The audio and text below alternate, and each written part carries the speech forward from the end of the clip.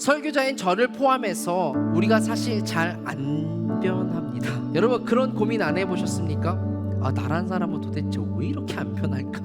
성경의 가르침을 전해도, 그리고 또 그 가르침을 전해 들어도 여전히 우리는 내 살고 싶은 대로, 내가 살아가고 싶은 방식대로 변하지 않는 우리의 모습 때문에 이 설교 시리즈를 꼭 해보고 싶었습니다. 왜냐하면 사실 저와 여러분의 변화는 하나님 그분을 알게 되는 순간부터 일어날 수 있기 때문입니다. 저와 여러분의 변화는 그 하나님을 제대로 알게 되었을 때부터, 그 순간부터 일어날 수 있기 때문입니다. 7절 이 말씀에 인생을 살아가는 두 가지 방식이 등장하죠. 첫 번째, 전쟁이나 내 삶 가운데 문제가 생겼을 때 병거 혹은 말을 의지하는 방식의 삶이 있더라는 거예요. 두 번째는 전쟁이나 어떤 문제가 발생했을 때 여호와 하나님의 이름을 자랑하는 삶의 방식을 살아가는 사람들이 있다라는 거예요. 우리가 입술로 여호와 하나님은 나의 피난처, 여호와 하나님은 나의 높은 산성이십니다, 여호와 하나님은 나의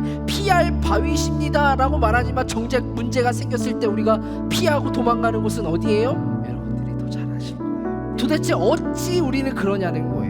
왜 우리 삶은 도대체 왜 그러냐는 거예요. 저도 그래요. 저도 바로 여기에 이번 시리즈 설교의 필요성이 대두되고 있는 거예요. 저는 확신해요. 그 이유가 뭔지 아세요? 왜 우리가 문제가 발생했을 때 하나님부터 찾지 못하고 인간적인 노력들부터 찾고 인간적인 것들, 방법들을 찾는지, 그 이유가 뭔지 아세요? 그 문제가 생겼을 때 내가 믿는 하나님이 어떤 분인지를 충분히 제대로 알지 못하기 때문이에요.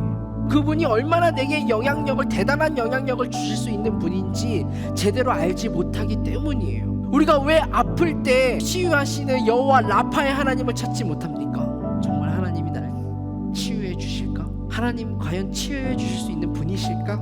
여호와 라파라는 그 이름을 가지신 그 하나님에 대해서 우리가 정말 제대로 알지 못하니까 그분을 찾지 못하는 거죠. 그래서 우리가 하나님이 계시는 것은 알고 있지만 구체적으로 우리가 그 하나님을 붙들고 그 하나님의 이름을 붙들면서 매달리지 못하는 거예요. 본문에 나오는 동사 자랑하리로다, 정확한 표현은 뭐냐면 하나님의 이름에 우리가 확신을 둔다, 그 이름을 신뢰한다라는 뜻이에요. 전쟁은 우리의 생과 사가 달려있는 문제잖아요. 살고 죽고의 문제예요. 실제로 전쟁이 일어났을 때는 그 전쟁 시에 하나님의 이름을 전적으로 신뢰한다라는 것은 내 생명을, 내 전 존재를 하나님께 그 전쟁 중에 맡기겠다라는 거예요. 그 의미예요. 그런데 그분이 어떤 분인 줄 알고 내 저 존재를 맡깁니까? 그분이 어떤 분인 줄 알고 내 생사를 맡깁니까? 나의 멘토가 어떤 사람인지 알고 내 길을 맡기고 내 인생을 맡깁니까?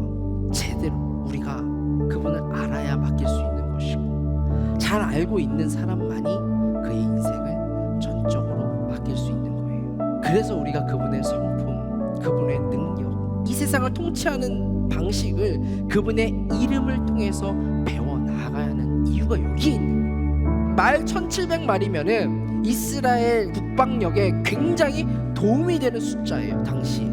그런데 다윗은 그 중에서 말 딱 100필 100마리 빼고는 나머지 말들의 발의 힘줄을 다 끊어버립니다.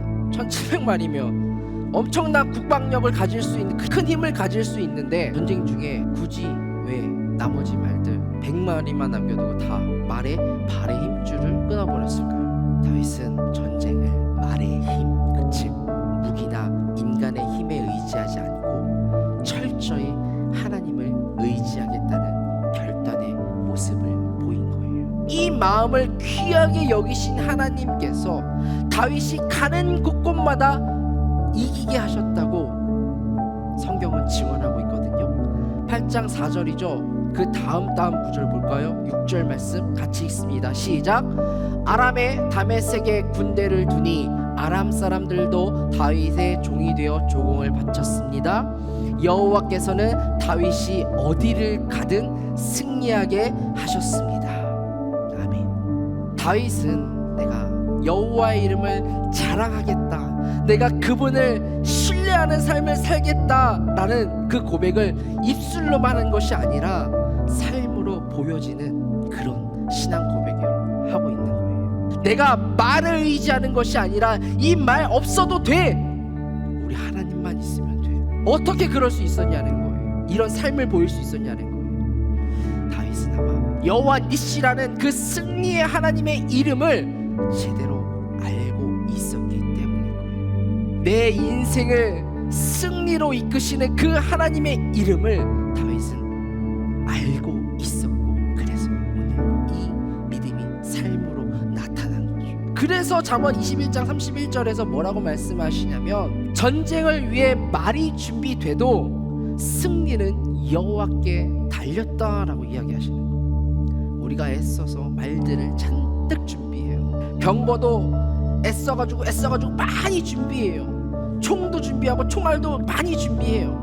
하지만 정작 승리는 그런 것들에서 오지 않는다는 거예요. 오직 여호와 하나님 그분으로부터 승리가 온다고요. 여러분 정말 이 사실 믿으십니까?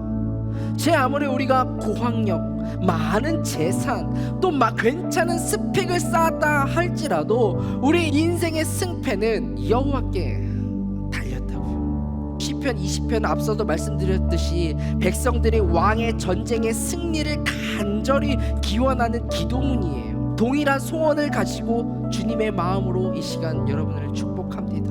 여러분 인생에서 우리 하나님의 이름으로 우리 깃발을 높이 세우실 수 있기를 축복합니다. 여호와 우리 하나님의 이름을 더 높이 자랑할 수 있는 인생 되어지기를 주님의 이름으로 축복합니다.